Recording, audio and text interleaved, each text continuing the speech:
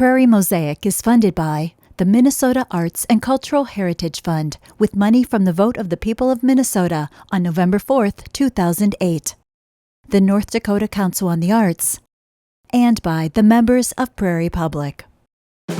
Welcome to Prairie Mosaic, a patchwork of stories about the arts, culture, and history in our region.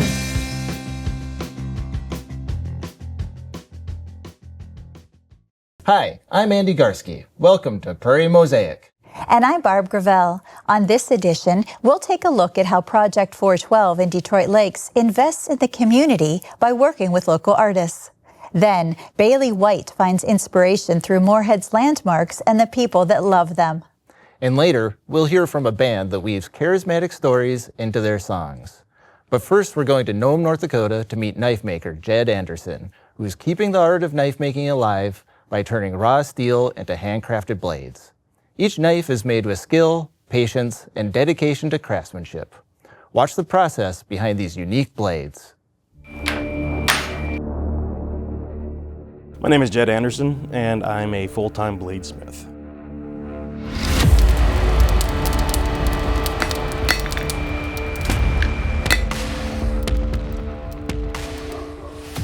We're in my shop in Nome, North Dakota. We're about an hour from Fargo.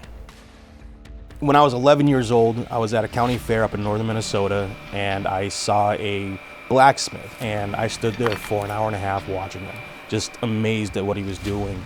And then in 2016, I was on a seasonal layoff, and curiosity, I had nothing else to do because it was too early in the year to hop on the Harley and go somewhere. And I built myself a forge, and then 6 months later, I made my first knife, and I was on a full body high afterwards. I knew then that that's what I wanted to do.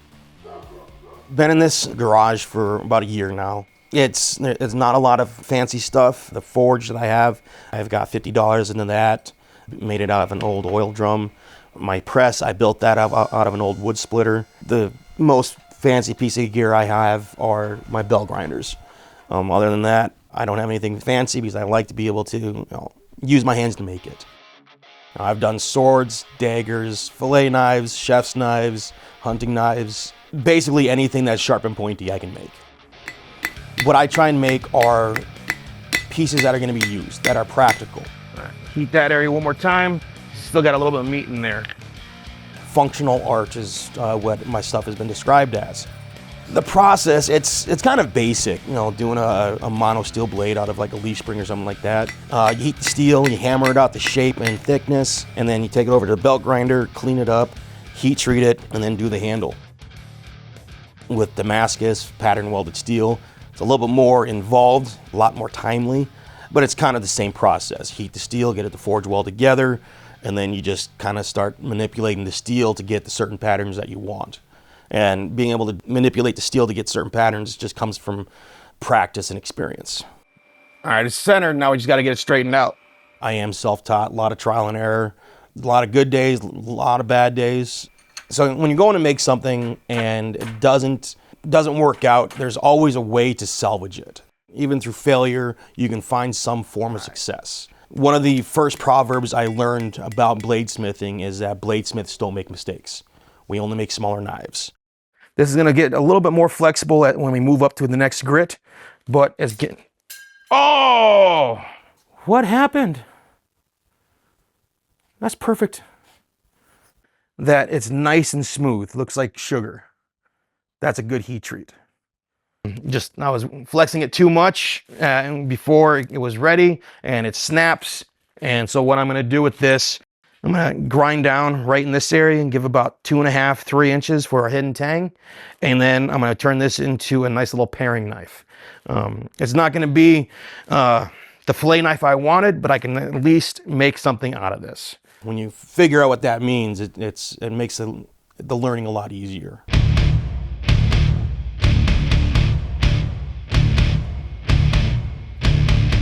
With every heat, every round of hammering you do, you can see more and more of what it's gonna be.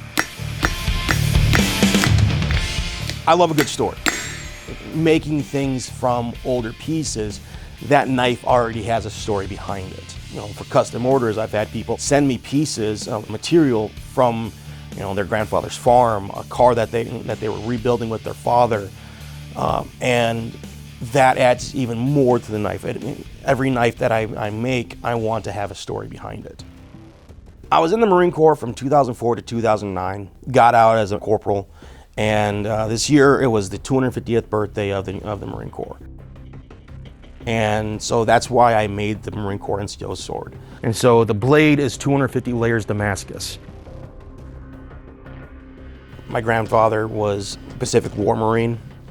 He was Guadalcanal, Samoan Islands. He's one of the reasons why I became a Marine. 80 years later, I was in the same division as him. And so it was something I've been wanting to do for a long time, and figured this was a year to do it. Most of the responses I've had with my knives are, damn, that's sharp. And that encourages me to keep on doing what I'm doing, because, you know, people seem to like what I do. Being able to make a living doing this, I love it. I love coming out to the shop and being able to create things. And the fact that people are willing to pay for what I make, it makes me feel awesome. If you do what you love, you never work a day in your life. It's cliche, but it's true. You know, doing this, it's, you know, okay, what do I want to make today? And even if I'm feeling a little bit sluggish and not feeling too motivated or creative, there's other things I can come out and do in the shop, keep myself busy until I get that spark. I love being able to do what I love and be able to live off of it. I'm not gonna get rich doing it, but as long as I can keep the lights on and food in my belly, I'm gonna keep on doing it.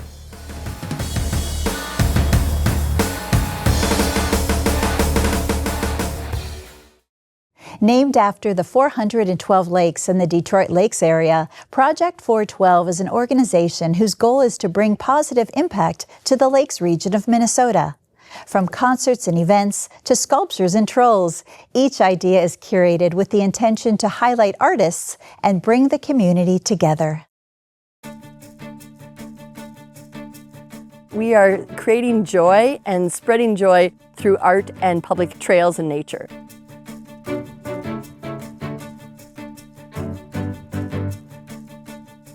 Project 412 is a small nonprofit placemaking organization. We are based in Detroit Lakes, Minnesota. Project 412 has been in existence since September of 2022. And we have one simple purpose, which is we are just trying to do cool stuff throughout Detroit Lakes.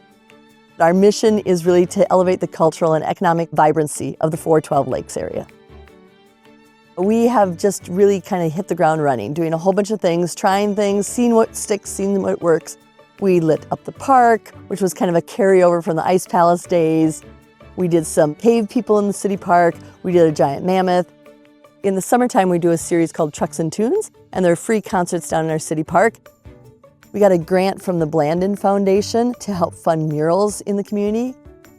We worked with a variety of artists on our murals and our utility boxes. Hannah Jarina is the artist who did all of our small art surprises. We're just trying to find ways to celebrate the great local talent that we have. This is Ortonstone Gardens and Sculpture Park. This was a farm, but we've saved it, and instead of turning it into development, we're leaning into all the natural environments. This land has a special nuance to it. You can see Big Detroit Lake from here. There's great hills and valleys. This is a beautiful area where the three biomes that come together in Minnesota are all here. So you see deciduous trees, you see coniferous trees, you see the prairies and the grasslands. We're working with a local artist named Hans Gilsdorf, who's adding 3 bronze pieces to Ortonstone Gardens here, and those will represent the 3 different biomes. The sprites are Greek mythology. They're spirits that are born of the earth itself, that are protectors of nature. And I thought that'd be kind of a fun storyline to kind of create 3 characters, 3 female forms that would actually represent these biomes. And what I wanted to create was just a moment of reflection. So when you're sitting there looking at these sculptures, you're taking in the female form, but at the same time, you're reflecting on why you're here in nature. And it's to slow you down, to respect and to be grateful of what's around us and just to take in all of what's around you.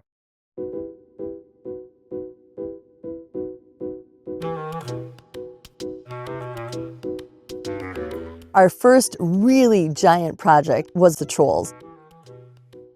The whole exhibit is called Alexa's Elixir. So you start your troll journey with Alexa in the Detroit Lake City Park, and there's a book there that you can read and hear the story. And then from there, you go to find the 5 other trolls.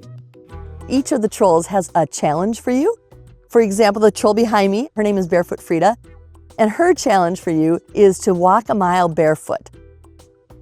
And the idea is that if you can find each of the trolls and do the challenge that each troll has, then you'll find the golden rabbit and defeat the golden rabbit.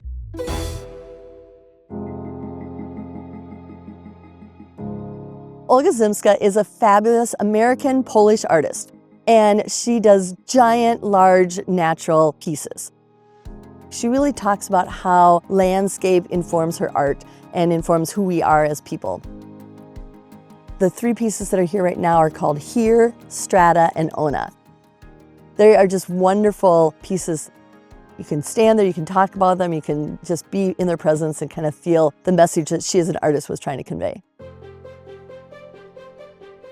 Charlie Harper was an illustrator, a really prolific artist in the 50s and 60s and 70s. There's 13 of his pieces in Ortonstone Gardens. There's another 27 of his pieces at the Becker County Museum. His pieces are really fun, they're whimsical. He talks about the animals and makes them almost like characters. So we also added here out at Ortonstone Gardens a story walk about one of his books that highlights his illustrations, written by Zoe Burke, called What's in the Woods. Jim Dolan is an artist out of Montana, and we commissioned him to do a piece called Togetherness. It's in honor of our friend Mark Knutson, who passed away a couple years ago. It's 2 horses. They are overlooking Detroit Lake. When the sun is setting, they just glow. They're just beautiful pieces. We're still trying to figure out the economic impact, but we know very, very conservatively that we've had over 100,000 visitors to see the trolls. And coming here to Ortonstone Gardens, it's probably been about another 30,000 just this summer. We know that people are staying in the hotels, they're buying gasoline, they're eating in our area restaurants, they're doing some shopping downtown. And so we know the economic impact, it is making a difference. This Detroit Lakes area is extraordinary. I mean, the people here are great, they're creative, they're resilient, they come up with really fun ideas, and they embrace different things. And I love that what we've thrown out for Project 412, the community has just been like, yeah, we want trolls. There's so many different reasons art makes a difference. And I really want to encourage people to know that art is everywhere. It is in nature, but it's also in a sculpture that somebody makes. It really has made a difference in Detroit Lakes, and we see that in other communities around the country and around the world. Art is everywhere. Art is everything. Whether it's music, poetry, sculpture, writing, design, everything. Public art actually helps calm people down, helps them slow down, helps them appreciate and have respect and passion for their own communities. But what this is going to grow into become is something I think that's bigger than any of us combined, because it's just a project that speaks of our community, the power of our community, and the abilities of what our community, when it comes together with an idea, great things happen. From a young age, Bailey White was surrounded by art. With the never-ending support of her family and community, Bailey continues to grow her craft with each stroke of her brush. She finds inspiration in the landscape of the Midwest and the cities she's lived in. I would say that one of my gifts in this world is being able to pick up on something artistic very easily, and my greatest weakness is boredom and moving on to the next thing very quickly. So I've got a little bit under my belt of what I'm capable of. When I start a piece, it is always a little bit daunting. I can really drag my feet and say, oh, I don't want to do this, it's so much work, it's going to take hours. And then those hours are gone in what feels like minutes. I'll come back afterwards and say to my husband, did I just forget that I love painting? I have been an artist my entire life. It feels like I came out painting and drawing and just doing something. And my mom, who is actually a really prolific stained glass artist, she always pushed my artistic ability. She always encouraged me to go farther with it, to take classes, and to just constantly be creating. My mom had our home absolutely stocked with anything I might want to explore. And so my whole life I have been painting. The majority of my work is acrylic painting. What I aim to do is to continue to push it and actually make it something that when you look at that, you say that is something Bailey White did. Every single painting starts with the background. I really love a baby sky blue. The majority of my paintings have that as just a solid one color background. Then I come in, I draw out the buildings, and then it's just color blocking for me. I really like to explore buildings around the Fargo-Moorhead area. I like to paint our architecture and especially brick buildings. And I love to share that with other people, especially people who have connections to those buildings. It can be so easy to be lost in a building when you're looking at architecture and you go, I don't know what's next. Everything's run together, especially when you're painting it. All of the lines, you lose them. So it's just really important to color block and then just start blending. And before I know it, the painting is done. Every time I make a painting, I set out to do realism, but it always just ends up getting pulled back into illustration because I like to have my bold and thick lines. I like to use paint pens, and so it always just ends up somewhere between realism and illustration. It's interesting because I don't want to fall into abstract or even like slightly abstract, but I also want that to be such a recognizable part of my work. It's just constantly pushing in different directions and just trying not to get stagnant in whatever I'm doing. I've been calling it just like a patchwork style. Drawing from the farmland, I want people to see all of that together. I hope that people see the sense of community that I am trying to pull in. I like to take the places around me and just show the beauty that's here, what the people here have made, and then I just get to replicate that a little bit.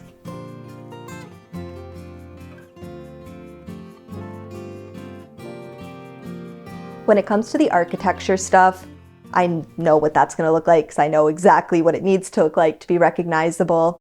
But when I do some more creative stuff and I'm trying to expand my artwork, I try to not be so rigid about how I'm thinking. I try to really let what wants to be. If I want it to be this and it's just not working, I say it's just not what the canvas wants to be, and I have to let it go this direction. I've been honored with some different things, like being the Giving Hearts Day 2023 Artist of the Year. I've also gotten to work with Medora on a few different projects that just celebrates their region. The one I did for the 2023 Giving Hearts Day Artist of the Year was called Floodplains, and that was abstract. It still was just imagery in a different form of our area. I love the Midwest. I love North Dakota. I love Minnesota. I love where I am from. I have a hard time looking at a mountainscape and wanting to paint it. And I think a lot of that comes from painting and creating what you know. I've stared at wheat fields. I see it every single day. I know what she looks like. I know what it's supposed to feel like when you see that painting. I want to create things that the people around me will appreciate. If we lived in a world where arts weren't supported by the communities around you, you would live in such a gray and stagnant world. To think about the pieces that we would lose if that wasn't part of our lives. My biggest goal is to just start getting to be in shows, but I need to build my collection first. And so just focusing on building up an actual portfolio of either the architecture, of the patchwork designs that I want to do, just solid portfolios and pieces that all fit together. Maybe some other people, if they were to tell their parents that they are going to go to art school, their parents might say that is a waste of money. And though right now I'm not saying that it was the smartest decision I ever made, my mom knew that that's what I was going to do. She never questioned it. She supported it the whole way. And when I called her to tell her that this was happening for me, all she said was, "I'm so proud of you."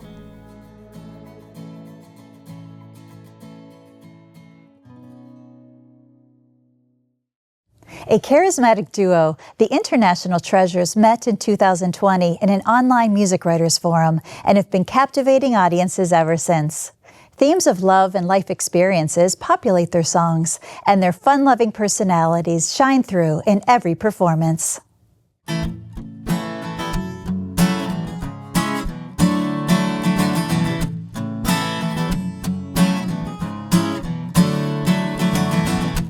This old house used to be my mother's. Now this old house used to stand the test of time. Now this old house leans into the weather, lets in everything that's cold, wet, and wild.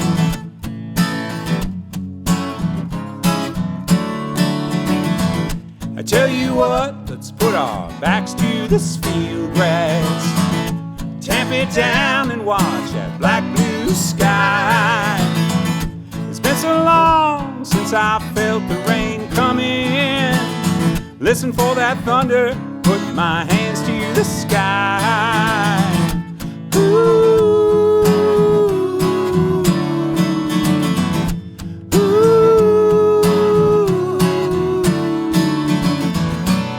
Gone wild and so have I.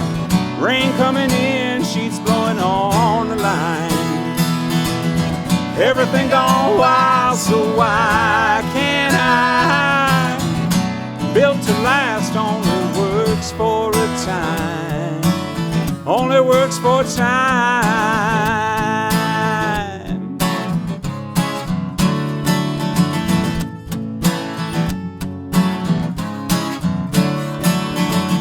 Wishes in the wind, dropping rain on my face. Wish I could clear out of here, clear out my mind.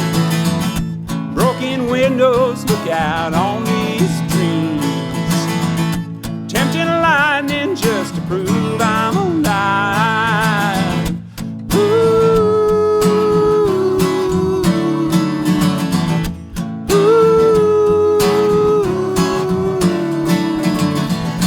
World gone wild and so have I. Rain coming in, sheets blowing on the line. Everything gone wild, so why can't I? Built to last only works for a time. This old house used to be my mother's. Now this old house stand the test of time. Now this old house leans into the weather, lets in everything that's cold, wet, and wild.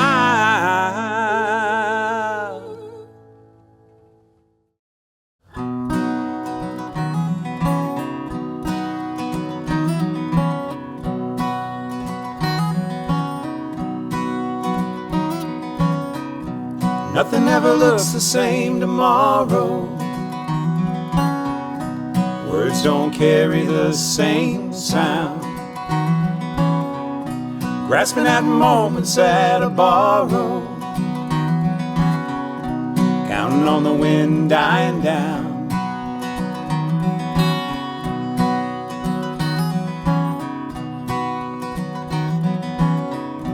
Left me dangling in the sunshine, melted snow off the windowsill. All she wanted was for me to care. Sorry to say I never will. As she turns to look back through an empty rear view, and I've gone to something better and new. Now there's just a simple fact, she'll never walk in my shoes. She may regret all I didn't do,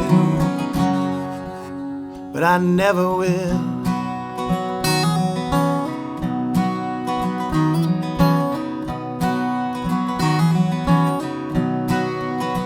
I never will.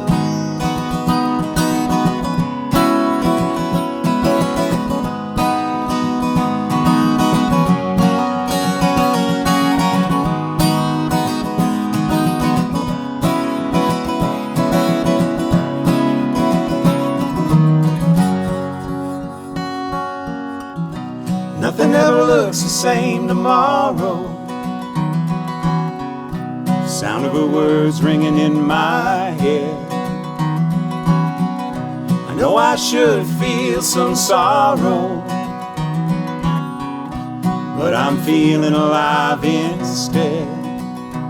And someday I'll look back, as we're all compelled to do, and I hope she's onto something new.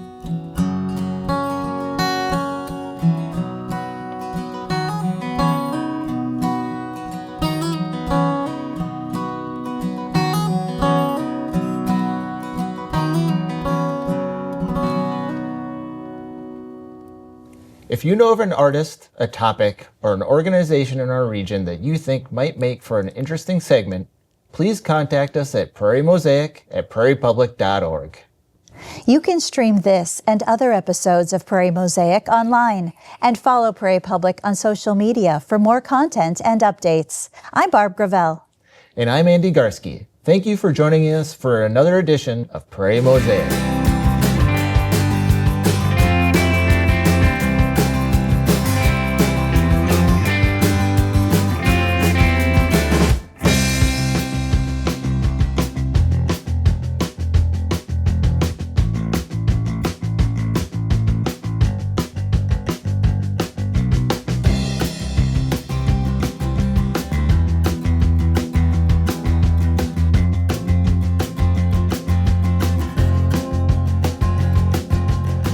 Prairie Mosaic is funded by the Minnesota Arts and Cultural Heritage Fund with money from the vote of the people of Minnesota on November 4th, 2008, the North Dakota Council on the Arts, and by the members of Prairie Public.